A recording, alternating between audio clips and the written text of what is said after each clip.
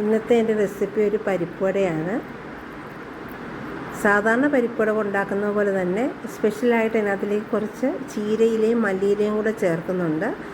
അതിനുവേണ്ടി 3-4 മണിക്കൂർ ഞാൻ പരിപ്പ് വെള്ളത്തിലിട്ട് അതിന് ശേഷം അതിൻ്റെ വെള്ളമൊക്കെ വാർന്ന് കളഞ്ഞിട്ട് മിക്സിയിലിട്ടൊന്ന് ചതച്ചെടുക്കുക. അതിലേക്ക് 1 ടീസ്പൂൺ പച്ചമുളക്, കുറച്ച് കറിവേപ്പില, 1 സവാള കൊത്തിയരിഞ്ഞത്, ആവശ്യത്തിന് ഉപ്പ് എന്നിവ ചേർത്ത് നന്നായിട്ട് ഇളക്കിയെടുക്കുക. അതിനുശേഷം കൈ ഒന്ന് നനച്ചിട്ട് ഈ ഷേപ്പിൽ പരത്തിയെടുത്തിട്ട് എണ്ണ ചൂടാകുമ്പോൾ അതിലേക്കിടുക. ഞാൻ കുറച്ച് എണ്ണ ഇവിടെ എടുത്തിട്ടുള്ളൂ, കാരണം ആ എണ്ണ വീണ്ടും ഉപയോഗിക്കാറില്ല, അതുകൊണ്ട് വേസ്റ്റ് ആവും. അതുകൊണ്ട് ആവശ്യത്തിന് മാത്രം എണ്ണ ഒഴിച്ചിട്ട് പരിപ്പുവട ചുട്ടെടുക്കുക. Thank you. എല്ലാവരും ഉണ്ടാക്കി നോക്കുക.